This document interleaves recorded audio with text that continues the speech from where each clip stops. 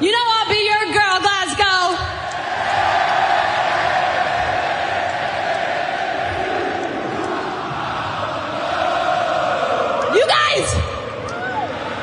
You guys are amazing. I'm so excited to be here, and I am so excited to be...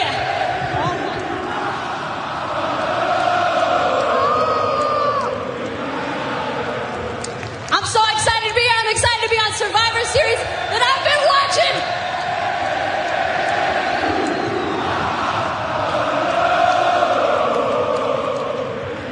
I promise. But I want to tell you how excited I am because Survivor Series, I've been watching all the shows. This is insane. It is Review of Raw, and I am John Pollock. And if you don't remember him, I'm joined by Wai Ting. And Wai, this is what's been missing from your life for 3 weeks. 3 hours and 7 minutes of Raw. Yeah. I didn't know what to do with those 3 hours. I just had 3 hours extra every single week. More than that, actually. 5 hours. I didn't have to do SmackDown either, so I had 5 extra hours. And the extra hour from Daylight Savings. So that's a total of 16 hours. You must have been so bored. Yeah, who needs all this time? Absolutely. What minute was it of Raw that you just looked up at your ceiling and yelled, why? For me tonight, it was like, I would say by that New Day promo, had I had one of those swords, I definitely would not be here right now. Well, I mean, I don't know if it was a particular moment in the show. I think it was just more so, the thought of having to even sit down to watch the 3-hour show even beforehand was a little, I mean, I don't want to sound like a jerk. I will. Okay. But, I wasn't exactly looking forward to coming back and watching 3 hours. Cause I'll tell you how I caught up with the show, caught up with the weeks that I was missing. Aside from listening to all the great podcasts, of course. And thank you. Correct. Thank you. Right answer. Yes. And thank you first of all to yourself, John, for just going above and beyond, and scrambling to find people to do these shows with. And I think you did a great job. But thank you to everybody else who filled in. I think everybody was great. So thank you, everybody. I want a plaque to put on my wall for me. I'll have to look up where they make plaques. I'll have to call the plaque store. I could Google now because I couldn't Google in China. Oh boy. So do you have some stories from your time in China? Because I tried to contact you and it was pretty restrictive. I mean, you know, it is my homeland. I feel like I should say some great things about it. And you know what? My brother lives there. It was really nice to see him, but I can't believe like there's still countries out there that ban, anything like Google. I couldn't even Google when I was in Shanghai. I couldn't Facebook, I couldn't Twitter, I couldn't Instagram. These are things that I think a lot of people know. But to me though, like China, you know, has really been, it's considered a major world power. And at this point, you know, it's the only major country the WWE network isn't in yet. So every time you hear Michael Cole yelling at you for not getting the network and buying pay-per-views, think how angry those people are because they have no access to the WWE network. Oh, I didn't even know that. Okay, well, I mean, besides that, it's just like the idea that in this day and age that, you know, I could be told what to look at and what not to look at by the government is obscene to me, especially as somebody working in the media. So, you know, in a way it was a little refreshing, not having any type of social media.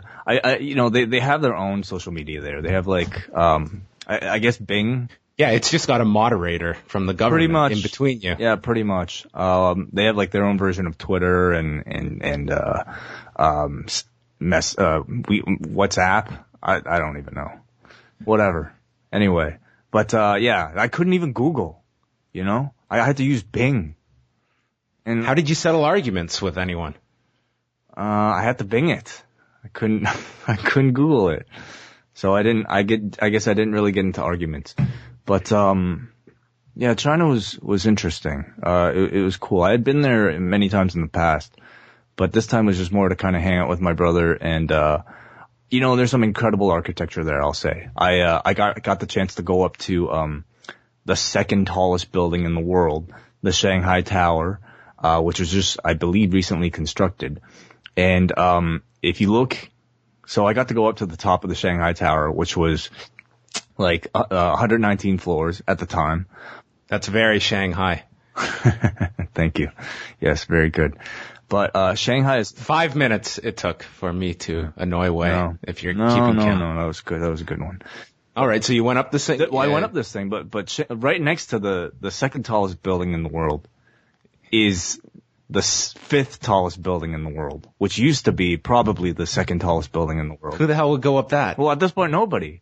Gonna do all this work. I want to go up the second. Well, highest. exactly. So Shanghai over the past like 10 years or so has like just seen a massive, massive boom, especially in its downtown, architecture and its skyscrapers. So there's just like this cluster of like really, really tall skyscrapers. And like, the first time I went to Shanghai like 10 years ago, the tallest one was this one called the Jinmao Tower. And that one's pretty damn tall. But then like several years later, they built another one called the Shanghai World Financial Center. And for a long time, that used to be the tallest one, and it's built right next to it. But now they built one even taller than that. So if you just like go to this intersection, you're basically standing between like three of the tallest buildings, I would say, in the world. But it's just ridiculous because like I got up to this tower and I'm amongst clouds, it's that tall. Wow. But it's ridiculous that I can look down from the second tallest tower in the world down at the fifth tallest tower in the world. Like I can see the roof of it, and it looks kind of tiny compared to where I'm standing.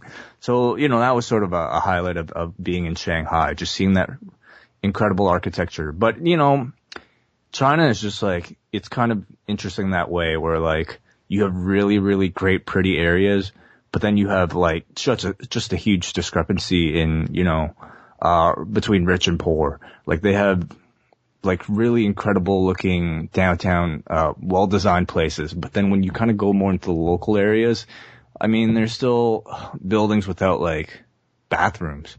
Like my cousins, they actually live in a building that is from like, decades old, and like, they have to basically like, it's just like, it's shitty conditions. But I think like, they're being taken care of somehow. Like, I think like, my brother was telling me how a lot of the people who live in these former places, like these old places, are actually receiving new homes, from the government because they're going to take over that land and develop that land. So anyway, Shanghai is a really interesting place because like, it seems like there are things that are like really expensive, like Starbucks there for a latte, a grande latte was like $7. Wow. Evian is like, $3 for a bottle of Evian. But then you can buy the really cheap local Chinese water. That's like 60 cents. So yeah, it's like, it's weird. If you want to like, it's like going to a movie theater here. What do you mean? That's about what you'd pay, I think, for a bottle of water at either a sporting event or a movie theater where they mark it up. Right. Yeah. But, you can either live kind of like the rich foreigner's lifestyle and pay $3 a bottle of water or $7 for a cup of Starbucks, or you can live the cheap local lifestyle. And, I don't know. I guess you can question the quality of. Did they have milk for the coffee? That I did not inquire about. Oh yeah, you're not a milk guy. I'm kinda, no, not really. It's what I'm dreading this week, to be honest. This return to the United States. Right. For lack of milk, maybe you should just bring your own. I've contemplated it, but you can't bring liquids onto you can check it. your carry-on. I guess I could check milk, but do I really want to do that? It's going to be like a brick when I get it back. Yeah, it's going to freeze. It might be bad by the time you bring it back. But so instead I'll just inquire and have to deal with dirty looks of, with your coffee? Maybe you could just buy. Starbucks is very good for that. I mean, Starbucks always has milk. Why don't you just carry a flask of milk with you at all times? I might. I don't own a flask. but I have a reason to now. Just for this reason. Yeah. So Shanghai was really interesting, but I mean, I also went to Osaka, Japan, and man, like I'd been to Tokyo many times, but I feel like I like Osaka even more.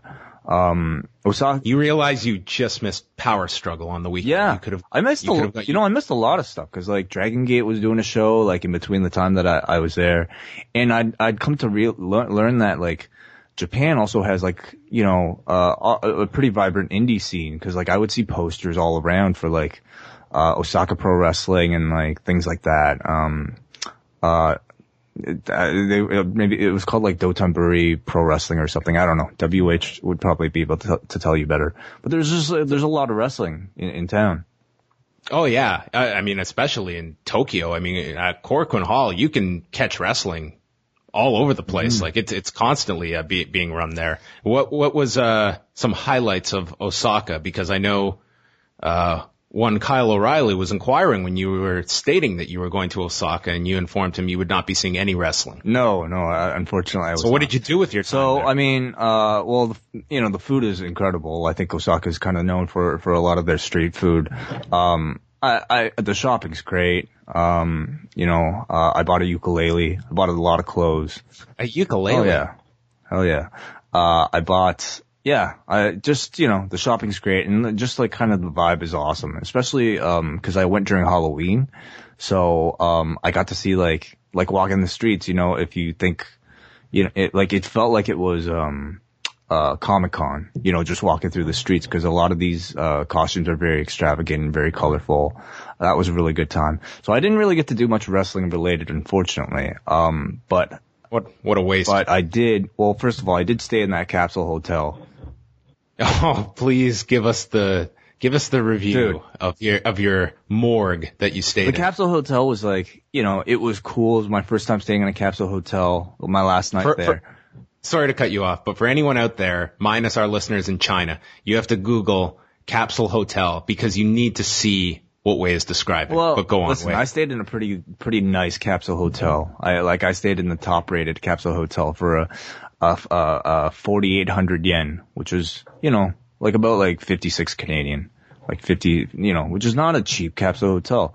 But you go to this thing and like, it's actually quite large. Like I'd say, you know, it's like, to me, it felt like the back of maybe like an SUV, you know, like you could kind of sit up in it and it was like really nice. But even the capsule hotel wasn't really like, you know, the biggest highlight of the thing. Like it was attached to a spa, like an onsen type of spa, like a full on experience. So like I get there, this was like on my last day. So like I had a flight from Shanghai back to Osaka and I was tired. So then like, I thought it was just a capsule hotel, but then like I realized there was a spa attached to it. So, I ended up taking like 3 showers that day because like, man, these were like Japanese showers. And I don't know if you realize, but like traditional Japanese showers, like you sit down to shower. Like you sit down on a bench. Because they're so small, or that's just what you do? That's just what you do. It's just like, it's to relax. It's pretty inconvenient, the fact you have to stand. I'm not, well, like realistically, I'm not used to sitting down to shower, but it's pretty great. Like it's pretty awesome. Did you see Saturday Night Live on the weekend? No. There was one sketch where they introduced the forward sitting toilet. And I was watching this thing. I was like, why is this only a comedy sketch? I mean, it's not the most practical, but it looks way more comfortable. Why? You seem so much more relaxed on it, and it just seems you're more natural to just lean forward. You could be reading. I need to watch this, because what do you mean? Like, you can't read? Forget it. You can't read sitting the normal way? I just watched this, and to me, it looked like this is an evolutionary thing. I would like to have this option. You do have this option. You can't sit forward on a toilet. Sure you can. It's just not. I guess it depends on the layout, but this was curved. It was done in such a way that it was designed for the forward sitter and not backwards with your back towards the compartment of the toilet. But go on with your capsule hotel. Oh. The more I've looked at this way, the more I am open to this capsule hotel idea, because I don't know if yeah, anyway. So, especially though, if you see the spa, cause like, this was like, it was a male only spa. I mean, not to say like, that's my preference. I don't even care. But it was a male only spa. And then, so you take your shower, you put your stuff in your locker, and then like, you can go up to like, the actual spa area, and it consists of like, 2 types of saunas. You had a mild heat sauna, and then full on heated sauna. Then you do those 2 back, one and then the other. And then you're really like hot after this really hot sauna. Then you come out, and then you got the cold pool, which is like sort of like the ice bath. Yes. That you see like UFC fighters do all the time. With actual ice in it? No, but it's like really cold water. It's really cold. Okay. So then you come out of the really hot sauna, and at this point, like, you're sweating a lot. But then you jump in that cold pool, and like for 1 second, it's the worst feeling in the world, and then it's the best feeling in the world. Like, it's just, I don't know what it does to your body, but like going from really hot to really cold, it feels great. So then you stay there for like maybe like, a minute or 2. And then now your body's really cold. So then you get out of the cold, tub, and you jump into the hot tub, which is like, man, it's got these molded seats with like just jets spraying at you. And then you move from that hot tub to the next hot tub, which is like a different type of jet. Like, it's like bubbles all around instead of like specific jets targeting a certain area. And then from there, you jump into the regular pool, which is like kind of colder. And then you do the whole thing again. You just redo the whole circuit. And anyway, that was a great time. That sounds fantastic. It sounds like you had a wonderful time. It was. I really did have a great time.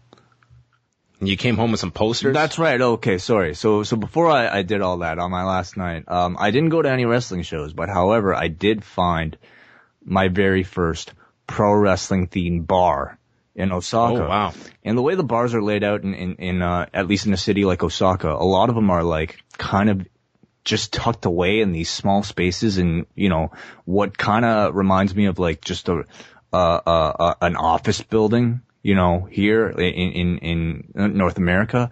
So you like walk up steps, and then like in all, like you go down a hallway, and like in each door is a different type of bar. So this one I happened to find via Google, because that is available in Japan. And I was just looking for like places to buy pro wrestling merch, but a lot of people told me like it doesn't really exist in Osaka. The closest thing I found to it was this pro wrestling bar. So I show up to it, and the name of the bar, John, is Count 2.99. That's the name of this bar. That's awesome. Yeah, I walk in, and like it's this like tiny little thing, but like when you go in, it's like people sitting in front of a bar. They're watching Hell in a Cell. And then like on the wall is like a bunch of Polaroids of every pro wrestler that's been inside, and they're mainly like Japanese wrestlers. I started talking to the guy who owns it. I asked him like how many WWE guys have shown up, and I don't know how many WWE guys have shown up, but like, he pretty much had like every major Japanese star show up in that thing, and there are autographed tables. He had like a bunch of toys, a bunch of posters all around, and I guess to them watching, like they have like Raw nights, they have SmackDown nights, and then I guess to them like watching WWE is kind of that cool niche thing, like how watching, New Japan would be for somebody here. But for him, it's like, and for people there, it's watching Sasha Banks versus Charlotte, which got a great reaction in that room. And Let's picture that like bizarro world where they're just, it's like you're inundated with New Japan, for instance, and it's like, Okada, yeah. Super Okada wins again. But man, I got some tapes of Seth Rollins here and some Roman Reigns comps, if you'd like some. A real worker. I guarantee it's like that, maybe. In that bar, maybe. And I mean, here was this as Hell in a Cell was happening that they were? No, this is actually were they watching it Friday. live? So like, Hell in a Cell had happened on Sunday. I don't know if Boy, they were reliving it. Yeah, I don't know if like he would have played it live on Sunday, but I'm guessing Friday was sort of like the only, like, it was the weekend, so the guy had to play it then. Maybe all the tourist wrestlers go to Ribera's, but the real wrestlers, they go to this bar. This is the place where you really get your cred, going to Count 2.99. Yes, Count 2.99 in Osaka. And, yeah, they were playing Hell in a Cell. I'll tell you the weirdest part though was like, so Hell in a Cell is done, and then like these people are leaving the bar. But then like Raw Talk is on. So I'm sitting there like these Japanese people, and I'll tell you like the English in Osaka is at a level far below, the level of like a Tokyo, where I feel like more people are a bit more. You could be Chris Charlton to these people. You could translate for an entire audience. Well, I can't speak Japanese, so I can't really do that. No, but I'm saying you could interpret the English. Was this not in English? This was all in English. So like it was weird. Yeah. Like so you could understand it, and you could relay it to these people that are probably confused by what Renee Young is saying. I don't speak Japanese, so how am I going to relay it to them? Oh yeah, there is a break in the road there. But yeah, it was just bizarre because like I'm sitting in this bar and like I'm watching Jerry Lawler and Booker T talk to people that obviously don't really know what they're talking about. Like they just had it on in the background and they weren't really watching. But it was just like it was a weird moment for me watching Raw Talk in Japan, and I was actually enjoying it. But anyway, so that was my time. Well, that was quite the experience. Raw Talk in Osaka. They haven't brought Raw Talk back yet. It was just kind of a one-off at the pay-per-view. Yeah. Well, are you upset about that? No, it could be infringing on our time, really. Yeah, we're not going to be tacking on Raw Talk. I will promise you that. Have you heard about I'm sure you've heard of it, the new 205 Live Cruiserweight show they're adding at the end of the month? Yes, I have. So, I mean, that'll essentially turn SmackDown into a 3-hour show, won't it? Somewhat, yes. The tapings are. Another hour. And then they're going to do Talking Smack at the end of all that. Yeah, so I'm glad to be back. Welcome back. Well, 24 hours from now, we're going to be in New York City in the midst of the U.S. election. And both Donald Trump and Hillary Clinton are having their election night festivities in New York City. Really? Yes. Wow. Like Donald Trump will be at the Hilton, and Hillary Clinton, I looked it up earlier. She is, I can't remember where she is. I think I just saw the address for it.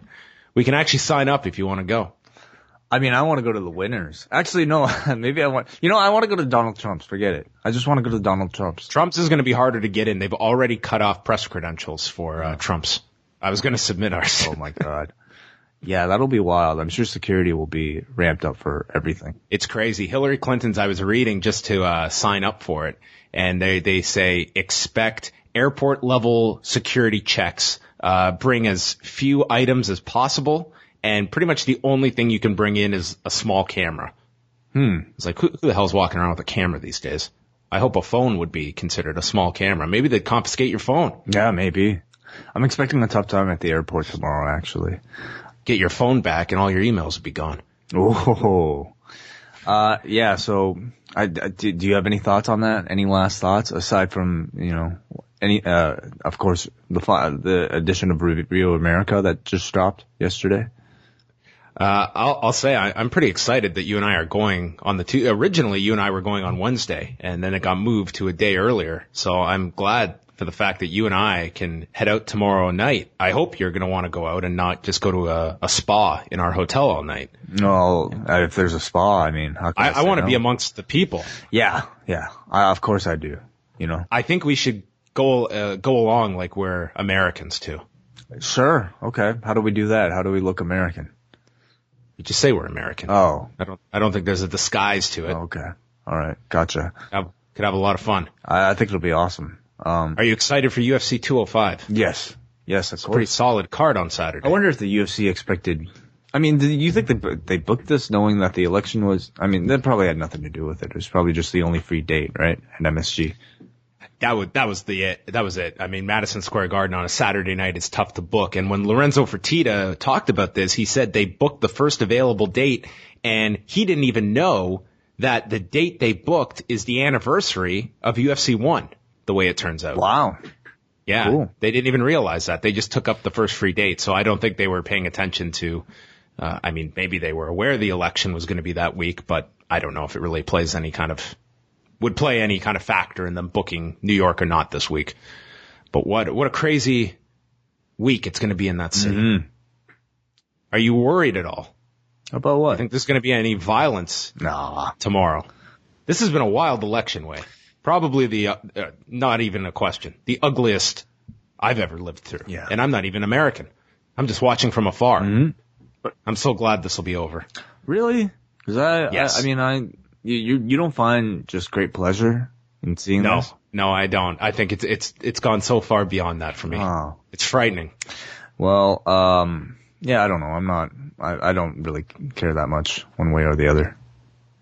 Well, are you ready to get into Raw? Yeah. As we were talking before about having a shortened version tonight, as we are 25 deep already, without even a talk of Monday's edition of Raw. A tape-delayed show from Glasgow, Scotland. Mm-hmm. Yeah, sorry about that. No, I wanted to hear every detail about spas and buildings you climbed and bars you attended and talking Raw integration in Osaka. We're all up to date now on your trip. Sounds like quite the trip. Yeah, it was. You were gone how long? 2 weeks? Yeah, about 2 weeks. Yeah, and then Because you were in Montreal for one of those. yeah, that was for work. But yeah, I ran into like Big Nog on the street. That was He was awesome. really annoyed that I asked him for a picture, and then I at the airport checkout, the security checkout, TLC were there. No way. Chili and T-Boz. Why didn't you talk to Chili? Yeah, maybe Chili went to the account 2.99 as well.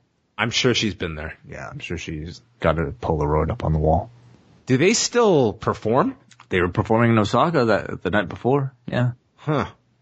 Yeah. When was the last time you've heard of TLC? TLC. I think they perform with a new left eye, like a right eye maybe. That's kind of weird. Yeah, I think they perform with a new girl. I think. I don't know. All right. Well, you can look that up. We should get into Raw. Michael Cole noted to start the show, this is the first time Raw has ever been in Scotland from the SSE Hydro. And Stephanie McMahon comes out to start the show. And this was a crowd way that was, they were really into a lot of these entrances. For a first time audience, I would imagine a great number of these people never having attended Raw before in their lives.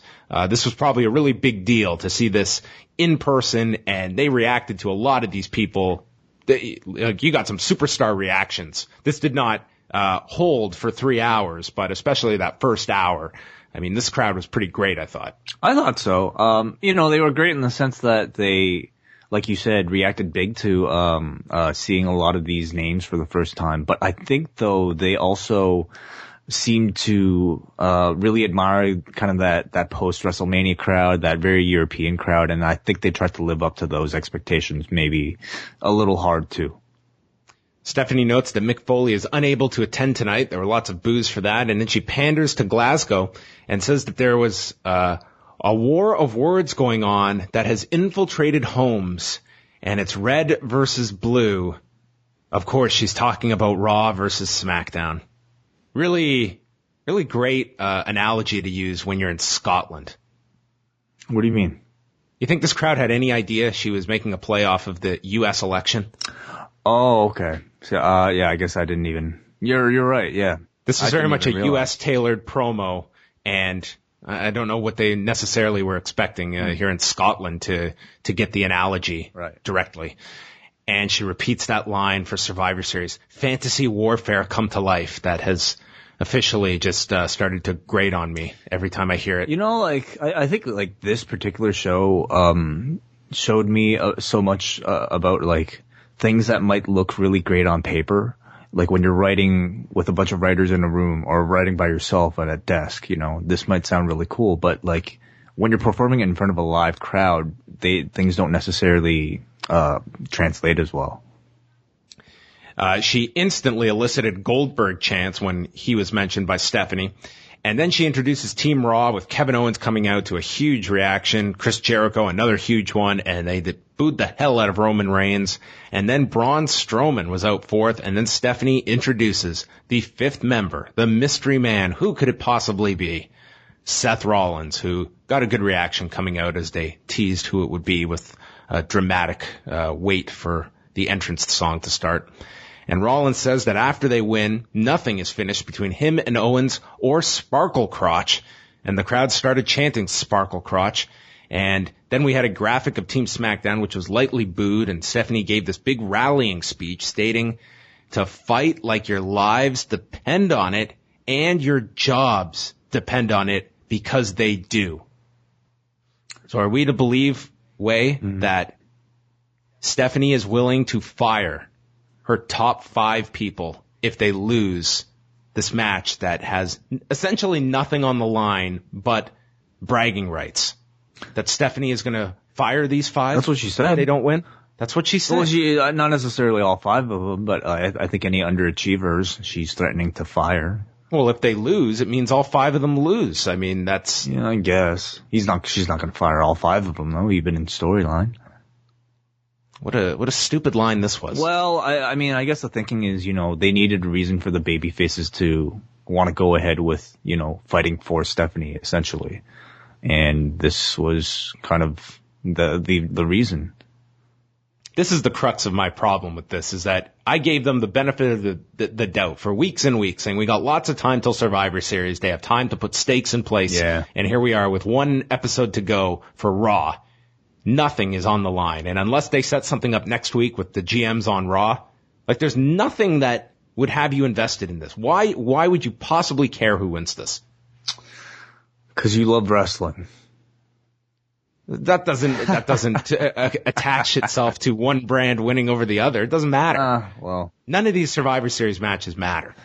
Yeah, they don't. Stephanie then leaves. Owen says that Stephanie's right. Everyone needs to be on the same page. Admits that him and Jericho made some mistakes along the way. Chris notes how they are the Universal Champion, and they, meaning Reigns, Rollins, and Strowman, are stupid idiots like the Glasgow fans. But you're our stupid idiots, and calls themselves the co-captains, mock the Shield name, and then they speak in sync with one another, and it leads to all 5 fighting. Strowman drops Rollins, throws Jericho down onto the mat, and then Stephanie comes out. And right after she gave this rallying speech about these 5 needing to work together like your lives depend on it, she books a fatal 5-way for tonight. That I didn't really understand. I didn't understand any of this, Wai, and I was really trying. I was just trying to just turn my brain off and accept whatever is thrown at me, and I couldn't do it, even in a passive state of mind, Wai. It's like this, why would you be having your team implode by your own decision if this thing means so much to you at Survivor Series? I'm just like, you guys don't care about this, so I don't care about this now. And I'm just not even going to give it any more thought. Right. Well, I mean, and this was the whole show. It was just teams that hate each other, and that's what it was. 3 hours we got tonight. They have to do that though. I mean, you can't just have your baby faces and heels get along, for the sake of like one pay-per-view. For all 3 matches, we've got to have the exact same stuff. Well, it's not like it's the exact same stuff, but you do have baby faces and heels working on. We got a segment together. We got talking segments involving the tag teams, the women, and the men, where they all argued for 10 minutes. Yeah, because in the end, and then they had matches against each other. Wait a second, that was the whole show tonight. Well, hold on. In the end, that's still your program. Like, even after Survivor Series, you still have to have these guys feud with each other, right? I mean, the whole thing, what you're talking about, and how kind of incongruent a lot of this stuff is, it all stems from them booking backwards. And, either it was Vince or whoever got the idea, let's bring back Survivor Series. Well, okay, then how do we get to that point with the current structure of things that we have? There's really no great logical way of doing it, I don't think, because you have to maintain these heel babyface dynamics while trying to have these guys work together. So you get a bunch of the same thing, and that's, teams that don't get along. And that goes for the main event tonight. We need a main event for the show. What sounds like a good main event? How about putting all 5 of these guys together in a match? Okay, well, what reason do we have to put them together in a match? I don't know. I want them to get along, but they can't. So I'm going to make the match. So, it's just a lot of that. In the end, all they look at is whether or not, hey, did we deliver a good main event?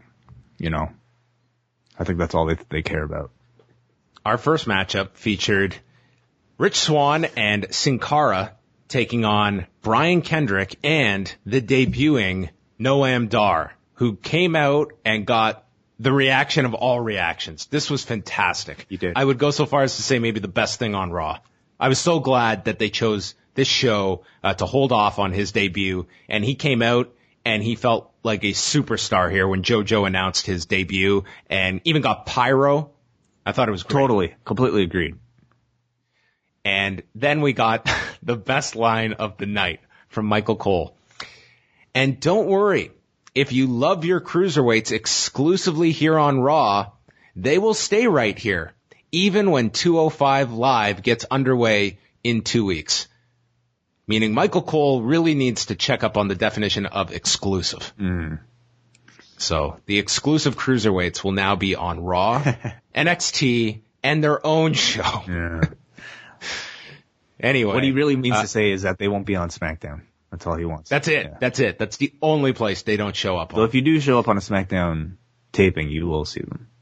Yeah, and they'll still be exclusive to Raw in the weird WWE logic. Dar started off and had a great reaction. Sin Cara came in and got sent down to the floor. They went through a break.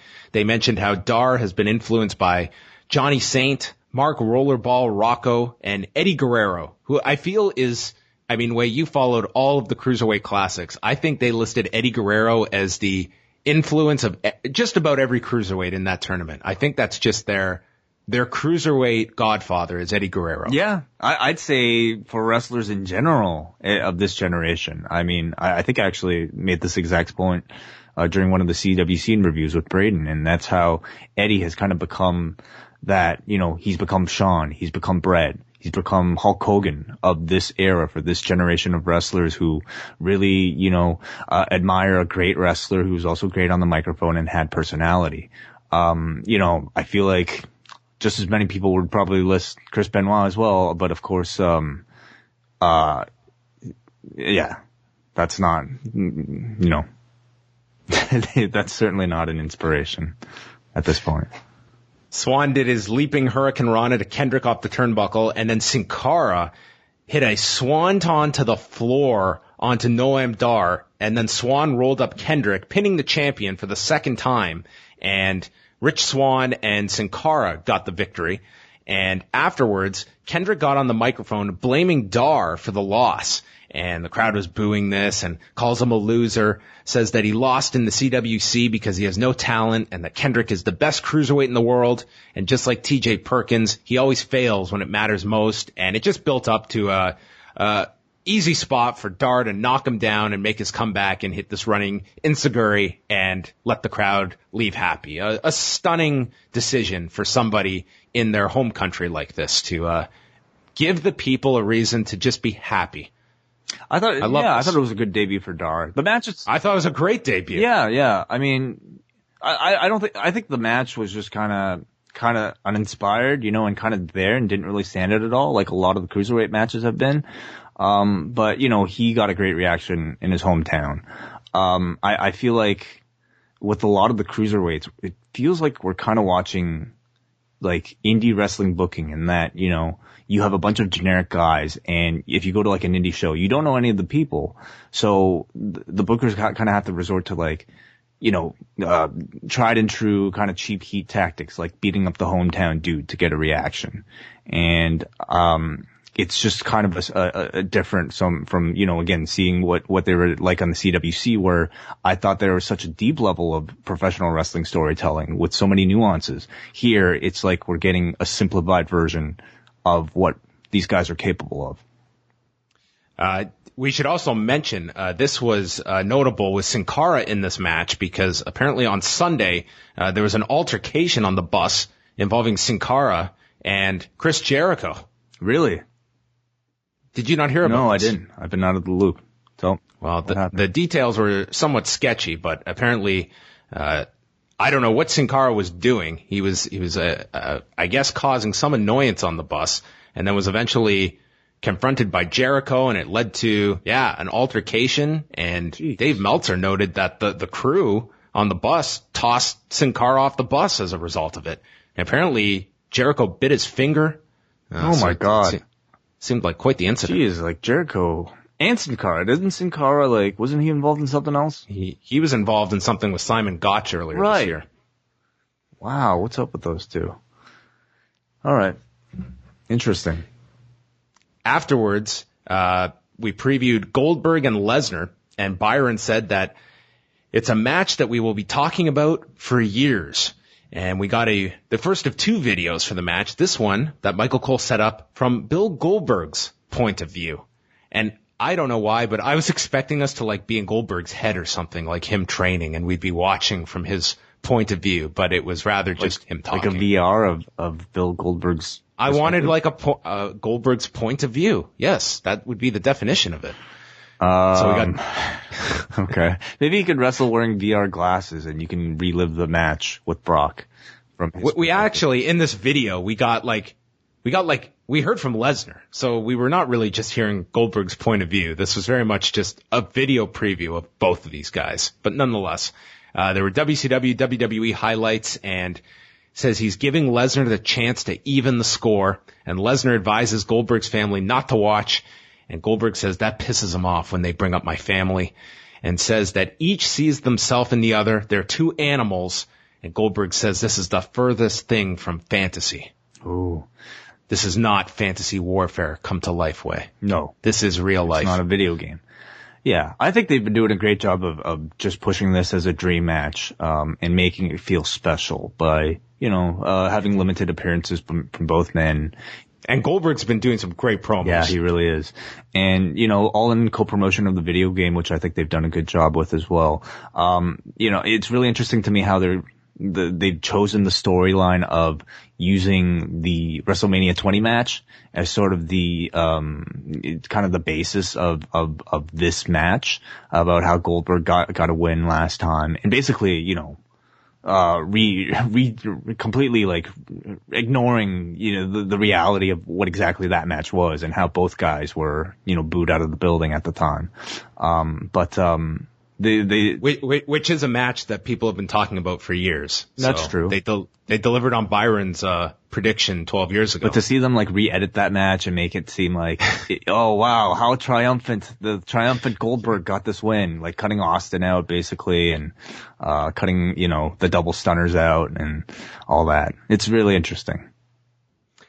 So I think, Wai, for the kickoff show, because you've got 5 hours here, including the kickoff, and I mean, pretty much everyone is going to be thrown into these matches that have been announced.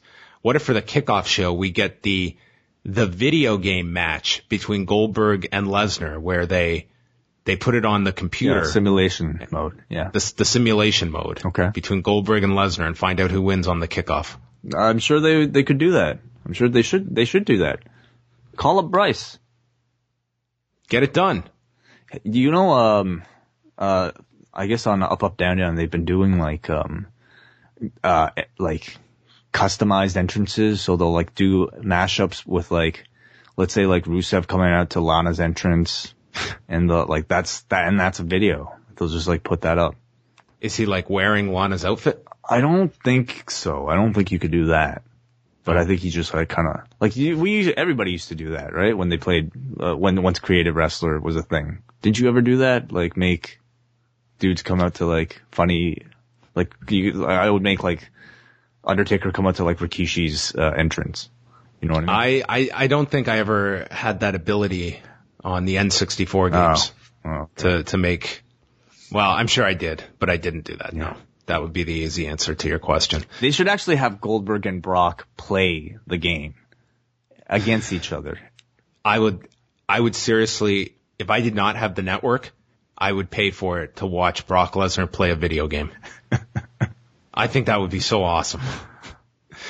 Stephanie is in her office, and she is on the phone and turns down an offer to be on SmackDown Live tomorrow night because she is not going to go on a show that is going to do an awful number against election coverage, and said that she has an investors meeting in the U.S. and invites Shane and Daniel Bryan to come to Raw next Monday. Sami Zayn walks in, and Stephanie notes to Sami, "I find your presence completely irritating." Hates his entrance, his ska music, his look, everything. And Foley chose Zayn to face Ziggler at Survivor Series as the Raw representative, and that just blew her mind. She wants Rusev to face Ziggler and is making a match between the two of them tonight, and the winner better bring the Intercontinental title back home. Yeah. The IC title, it's just been this runaway. Mm-hmm. Now it's time to come home. Bring that coveted Intercontinental title back home. Yes, so we can bury it. Yes.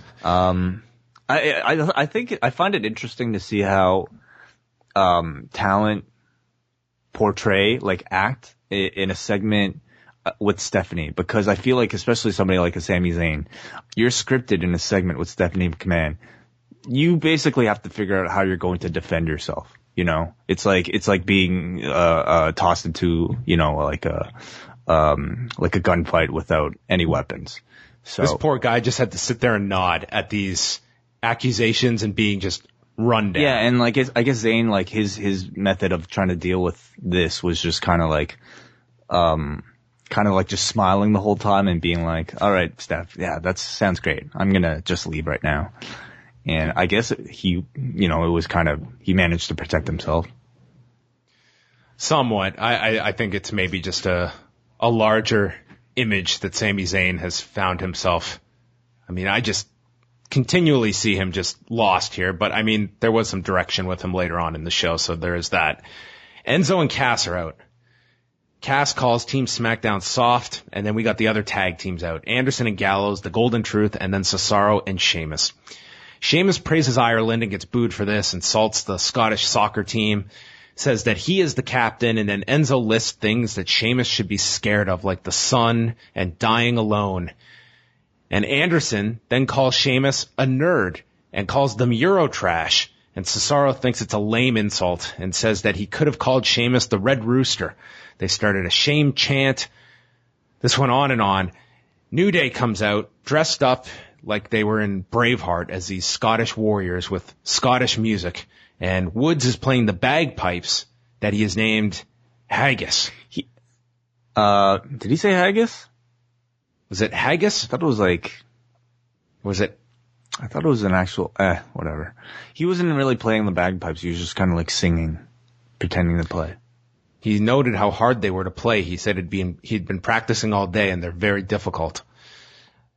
I just wrote here lots of talking. I'll tell you, like, you know, I thought this was actually a good segment, and I thought Sheamus was really good here in this particular, playing up the whole Irish thing and really doing a great job making fun of like Scottish people with some very specific Scottish jokes that I think only people over there would understand. But it seemed to get a really good reaction. So I thought Sheamus was good, but like they did a lot of pausing to let the crowd react, and the crowd was reacting really well. So I think they should have done that. But as a result, this segment went a lot longer than it was probably intended to. This was so long. And they probably scripted way too much without accounting for the live reactions and you know, what ended up being slower deliveries from all of the performers. Like, this should have been 4 minutes, and it was more like 12. And they did get into Big E doing the William Wallace quotes from Braveheart, and they really got into that. But then this continued, and it was Xavier asking if Anderson and Gallows will fight with them in Scotland, and Anderson says he's going to stab them in the back the first chance they get. Gallows then goes to list off the members of the SmackDown team. They got through 2 teams and then just gave up and called the rest of the teams jokes, I imagine forgetting who the other 3 were. And Xavier says they've beaten them multiple times, so that makes you guys bigger jokes.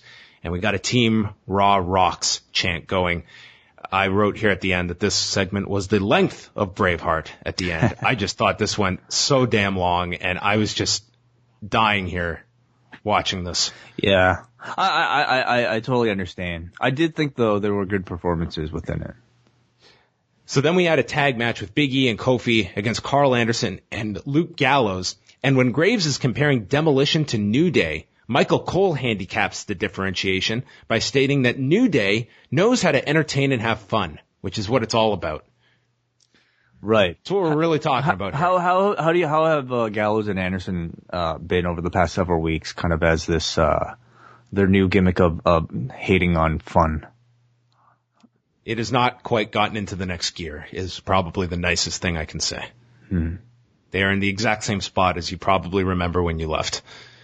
There was a head kick by Gallows to Big E, and then a running boot by Anderson. They got the heat on E for a while until Gallows missed with an elbow drop. Kofi was in. Anderson ducked the Trouble in Paradise, and then Gallows goes to the floor. There was a spin kick to Anderson as Gallows stops the midnight hour. This crowd, which I will say was just going insane for some stuff earlier in this show, they were scary quiet for this. Oh, could you blame them though? Who cares about this match? Gallows and Anderson versus Golden Truth, you know?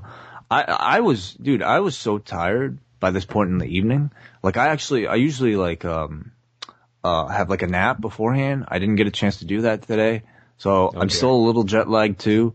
So man, it was a struggle at some points in this show just to stay awake. And this was certainly a very trying time in this match.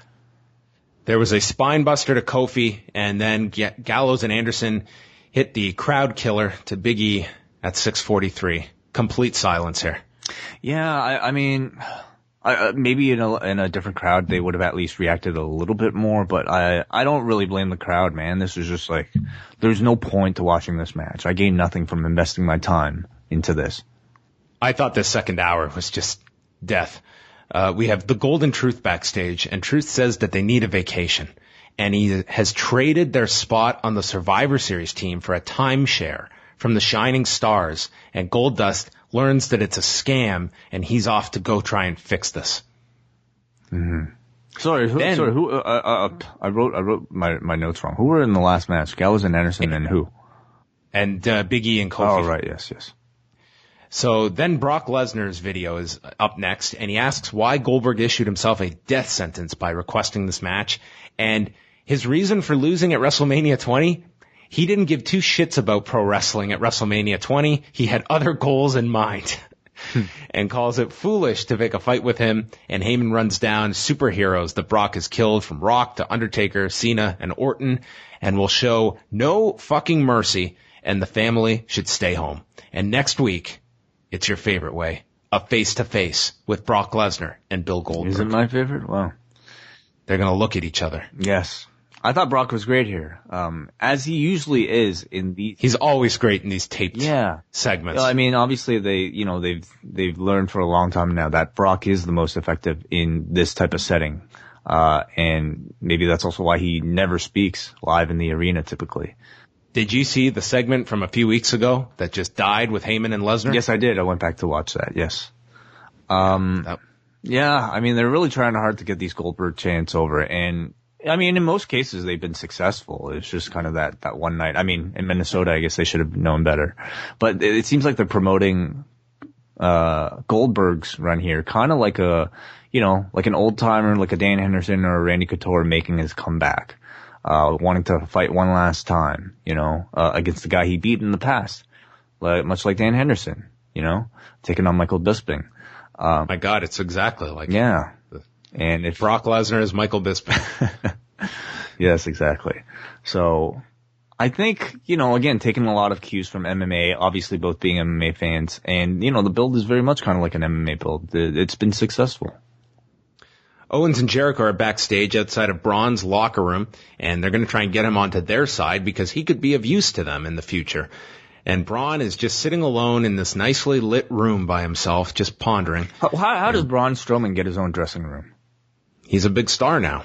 He gets his own dressing room with his own printed sign in color, with his own font, and even a background for that sign. Come on, he's just he's been on the main roster not even that long. He's probably got a lot of heat with the locker room if he's already dressing by himself. Yeah.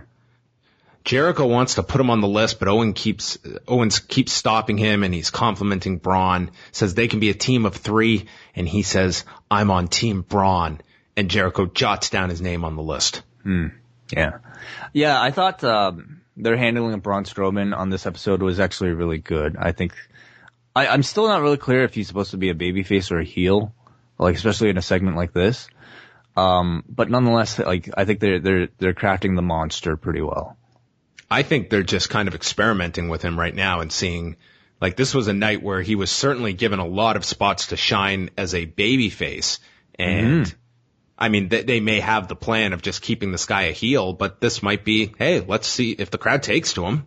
Let's see. Yeah, I think that's their ultimate goal. I feel like Vince would love for this guy to be top face. Next was an Emalina promo. Maybe this is just going to be all Emalina is. It's just these videos each week. I'm waiting for like a swerve and like maybe she'll come out just looking complete. She's gained weight. Yeah. From her back surgery and she's like out of shape. Yeah. She'll be like, I don't know even. Maybe she'll have like too much, like come out looking like she's had too much plastic surgery. Oh, that's one direction you can go. I'm just trying to think what the end goal is here. Cause like, will she just come out as like a hot girl and just kind of like be that, like the Neva Marie type?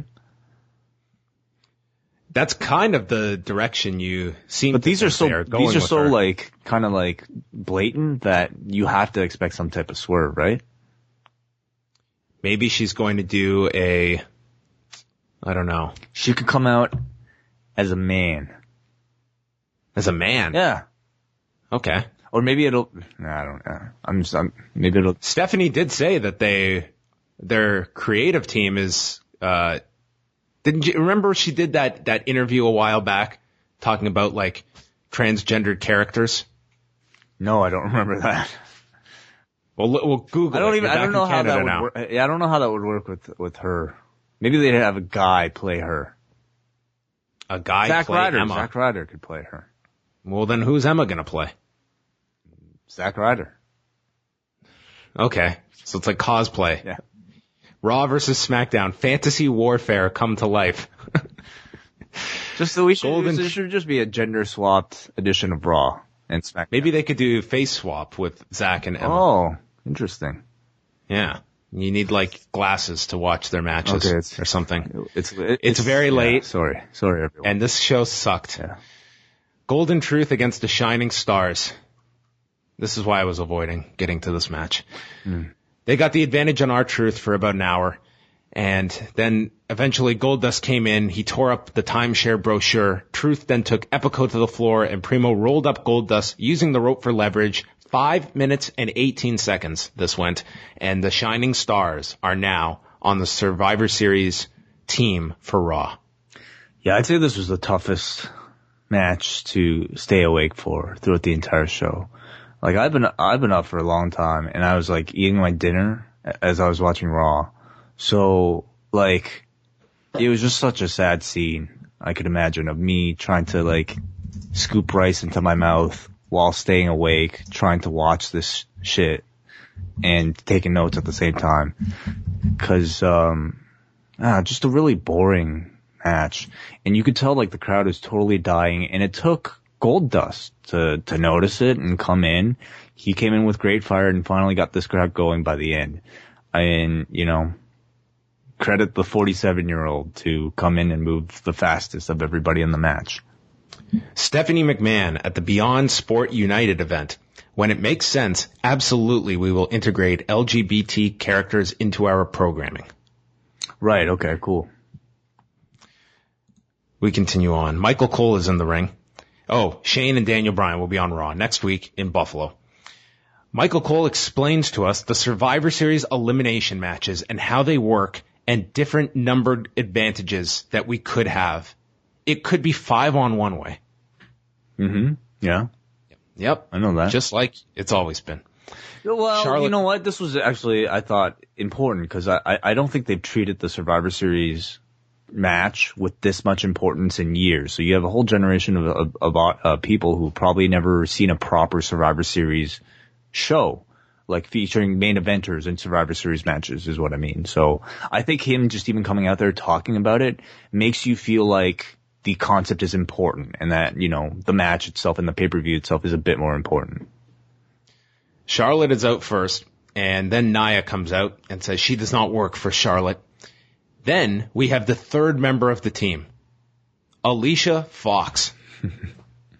Well, who else is there on Raw? I guess Dana, that's true. Dana got snubbed for Alicia Fox. Yeah. So I guess this shows you the depth of the women on Raw. Alicia says, if Brad Pitt and Angelina Jolie can be civil in divorce proceedings, then she can get along with Nia Jax at Survivor Series. Oh, yeah. Is that still going on? Alicia Fox and Nia Jax, or Brad Pitt and Angelina? No. Nia and Alicia. This is the first interaction they have had in at least a month. Yeah. Okay. So they hate each other.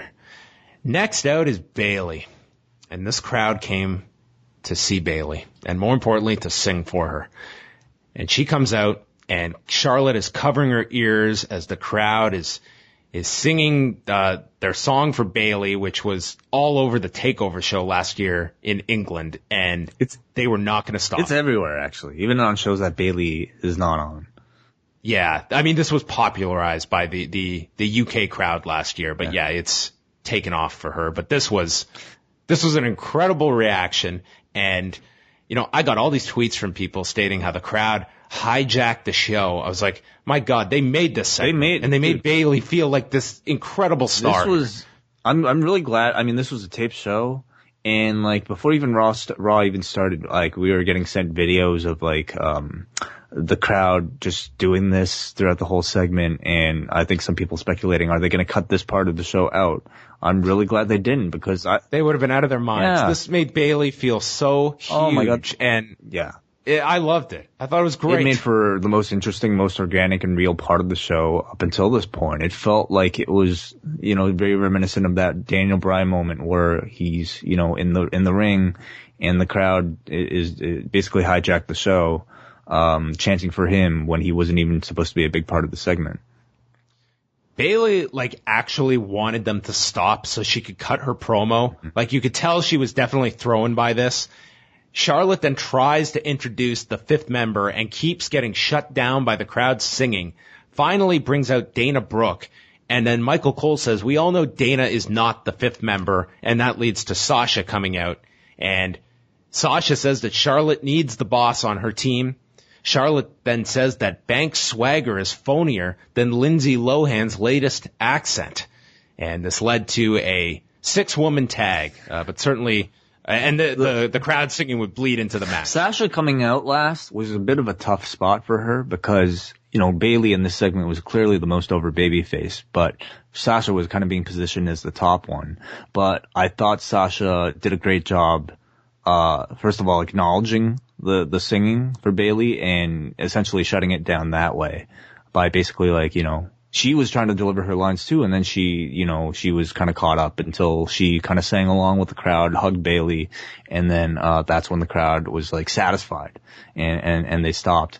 So, the segment itself was a bit of a mess because of how unpredictable the crowd was, but I think it made for a very real organic moment on TV, especially for Bayley.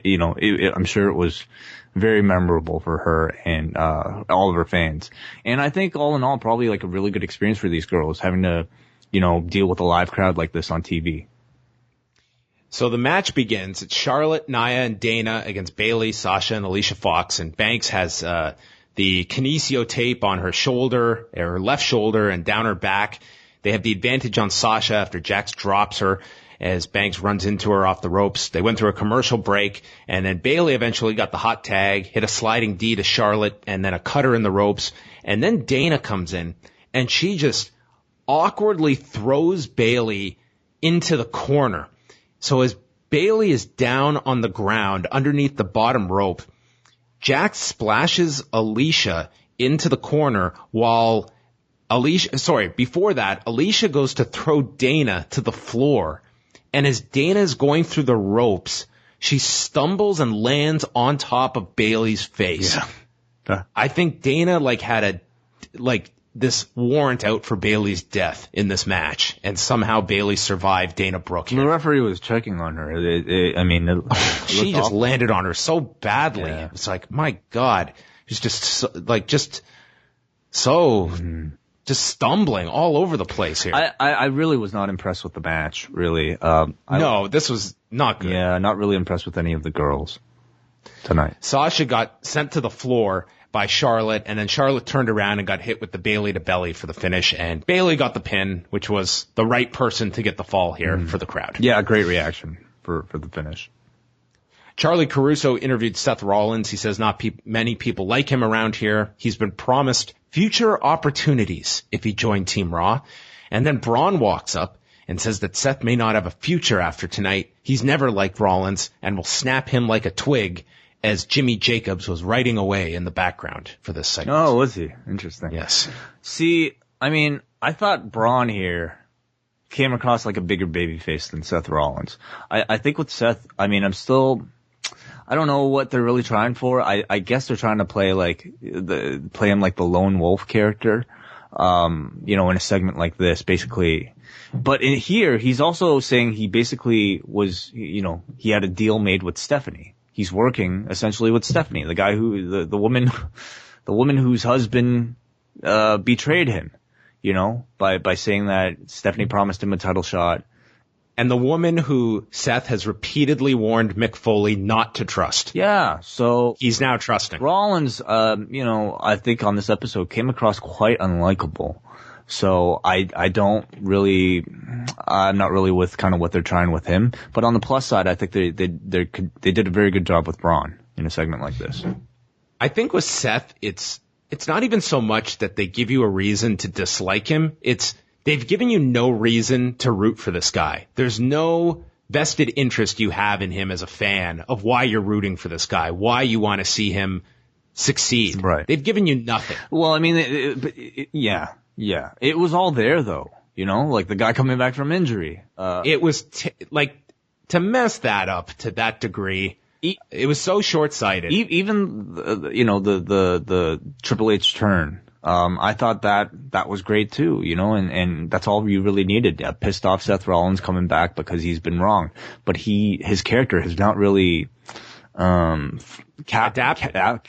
or capitalized on that. And I get that they want to kind of play shades of gray. They don't want to just have a guy suddenly turn good all of a sudden, but I think at this point it's been very detrimental for his progression and, his success. He's kind of at a point now, especially in a segment like this, where he's just kind of there, and he's being overshadowed by Kevin Owens, by Chris Jericho. And in this segment, I thought Braun Strowman overshadowed him. Lana's in the ring to introduce Rusev, and I thought this was funny as the crowd is chanting for her, says she doesn't need the support of this pathetic village. And I just thought it was a great line. Rusev is out to take on Sami Zayn. Rusev attacked him immediately, stomped him in the corner. Zayn came back and Rusev went to the floor. Through the break, Rusev went to the floor and then Zayn hit a Tope Con Hero. Rusev got back into control, was climbing to the top when Zayn ran across the ring with a big haluva kick after missing an earlier attempt and pins Rusev. So Sami Zayn is going to the Survivor Series tentatively.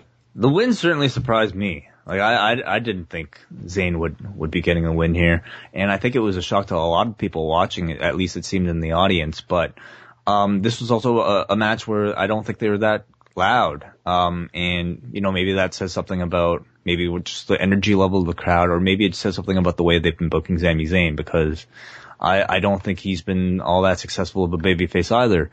And so the win here, I felt like it was supposed to feel like a bigger moment than it actually came across feeling. We got a shot of the Duke of Wellington statue with a cone on its head. Is that what the statue is supposed to have? Yes. Cone? It's apparently quite the controversy in Scotland. I was looking this up because I was just why? Very curious here. Well, what's the cone? Like an ice cream cone? No, like a traffic cone. Oh. Put on the street. It's on the Duke of Wellington's head on this statue, and they've tried to get it. They've tried to have it removed because when it comes off or whatever, and people go to put it on, like the statue is really tall and it's dangerous for people to be going up there. But there's been such an outcry that the cone has to stay, and they've had this. I'm Googling it now. This is insane. So they just keep this pylon on top. Okay, here it is. Capping the statue with a traffic cone has become a traditional practice in the city, claimed to represent the humor of the local population and believed to date back to the first half of the 1980s.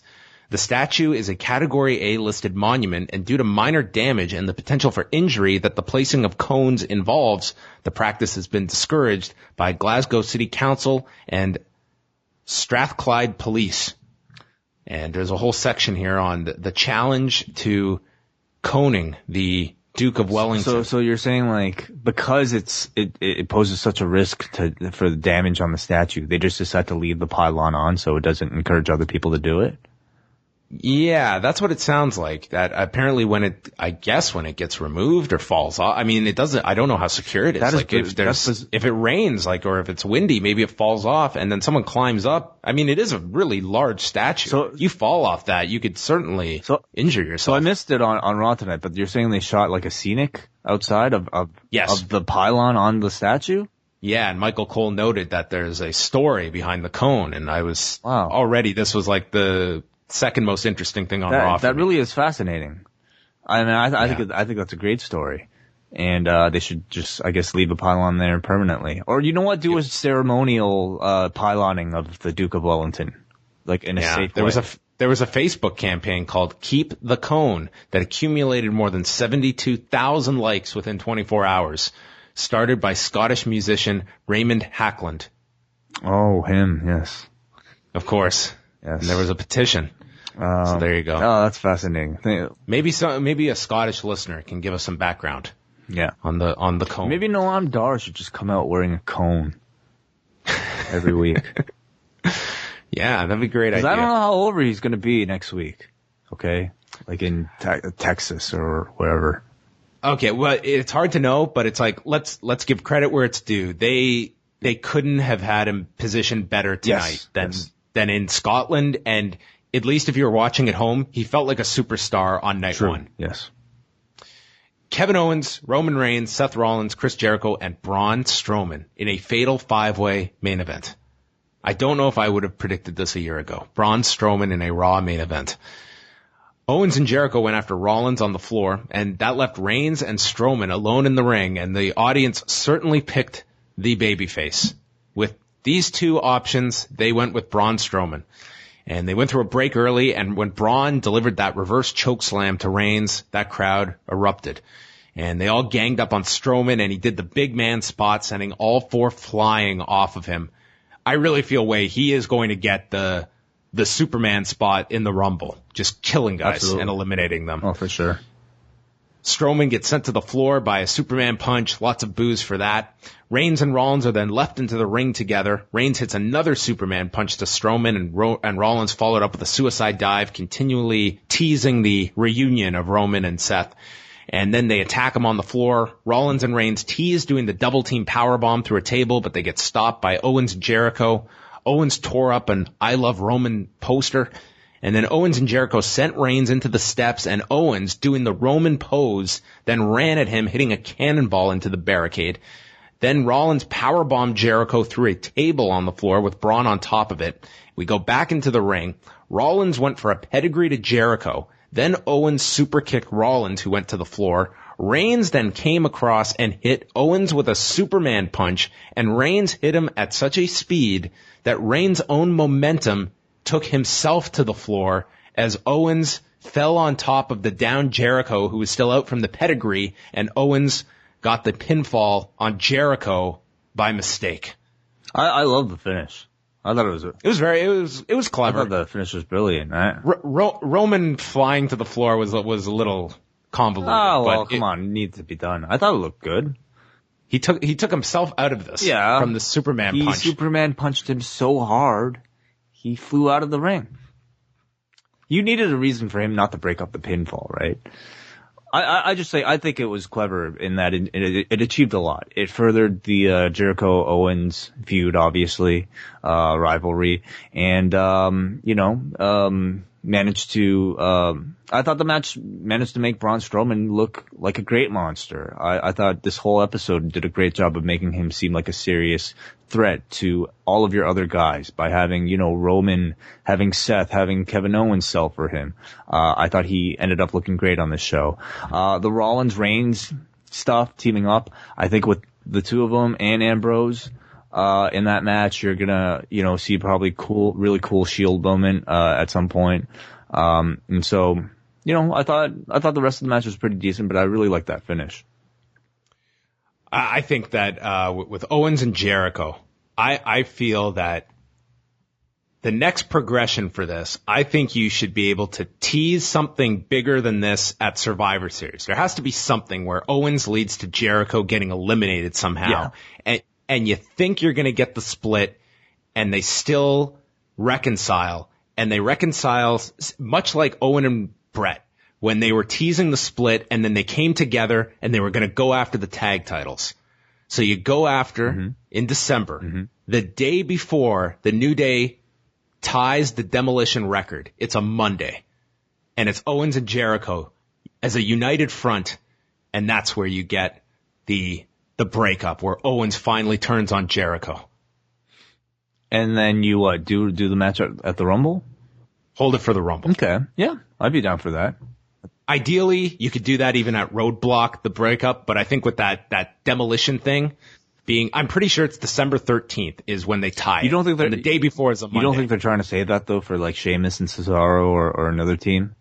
No, I think it's a waste. Who cares? It might be. Yeah, you might be right. This might be the best way to take advantage of that.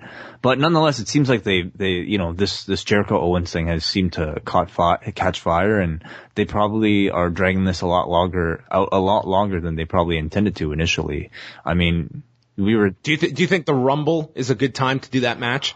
I think so, but who knows? Maybe they can kind of continue to find new curves into the storyline, and maybe even drag it all the way out to WrestleMania. Maybe you do the first match at the Rumble, and then you can do a rematch at WrestleMania. I think the program is interesting enough, that has enough potential that it can go that far, which is crazy because like we were talking about them doing the match at Survivor Series, weren't we? We were talking about them doing the match at Hell in a Cell. Yeah, that would have been way, way too early, even Survivor Series. Yeah. I feel if you were to do my idea, and that's mid-December, and it's Owens kills him, takes him out for like 3 or 4 weeks. He comes back in the new year, and then Jericho's return. It's the big line where he announces that Owens has made the list. Mm-hmm. And that will get the biggest babyface reaction imaginable. Yeah, I think so. Like they have laid this out so well of what this could be. I kind of have a feeling that even come December, we might even be saying that it might be too soon. Maybe. You're right. I think that because they've managed to become that entertaining as a team, that I think it has the potential to last even longer. So it's the feud I'm most interested in either show at this point, between these two. So that concluded the show. So some progression there with Jericho and Owens. Overall, though, I thought that this was a rather tough Raw to get through. It was. Yes, it was. Can't disagree, especially being my first 3-hour Raw in 4 weeks. Well, before we wrap up, Wai, we did do a contest while you were away. Yeah. And we do have to pick a winner for this. This is for... And you've had some really great, fantastic entries. Yes, this one is for tickets to go to the NXT TakeOver After Party on Saturday night, November 19th at the Real Sports Bar and Grill. And what we asked was for you to send in a photo of you with a wrestling personality. And we have to pick a winner. I have gone through these, and I have picked my winner. Who's the winner? Well, do you want to scan through any of these first? I wanted to get your opinion on this. I have an idea, but if you have an attachment. So multiple entries you allow? Like anybody with, like you can post like 5 pictures, Well, no one did that. I think people only, well, yeah, some people posted multiple pictures, but it's whatever photo or story grabs you. There was one that was, A, it was a great photo, and B, there was a really great story attached to it. I mean, we have ones here with like one guy meeting Owen Hart. We got Kurgan here, Kane, Dwayne Johnson here. I mean, it's like a who's who of like some John of our Pollock fans. and Wai Ting and Jason Agnew. There is one guy here who met the Road Dogg as they were filming a DX home video in 1998. Ooh. And he's got the screenshot of it with the Road Dogg. That's amazing. Well, you know what? I feel like it's not right. I shouldn't say. I think you should be the sole decision here. Okay. Well, there were a lot of great ones here. As I've said, I'm scanning through here to find the one that I picked. I'm going to read his story because it was the story. I didn't say you had to come up with a story, but the fact that you have an extra story with it certainly adds to things. So now I can't even find it. Just give me a second. Okay. All right. It's here somewhere. There were a lot of damn photos here. Holy Christ. Yeah. I'm looking at all these. Do you want to talk about the photo? So we don't have this. No, I just edit this out. I don't know how to edit. Not at this hour. Where the fuck did this photo go? I swear someone deleted it. Imagine this photo, perhaps. No, I don't think I imagined it. I know I didn't imagine it. This is so weird. It's seriously gone. So, I'm sorry, ladies and gentlemen, there will be no winner of this JR's barbecue. This is not the for photo was imagined for the JR barbecue. This is for something else. Okay, here we go. I found it. Okay, are you ready here for the story? Yeah. Okay, I'm not going to review. He worded this. Okay, 1998-99 is my first year of my marriage, and about when I discovered the law. My wife's schooling moved us from Peterborough to Etobicoke. I continued doing piercings at Great Canadian Tattoo Company down the street from where I lived. And, okay, I'm going to skip here. So anyway, had a lady phone named Sarah asking questions, saying she liked all the answers and booked an appointment. I waited half an hour past the appointment time and headed home in time to answer the phone.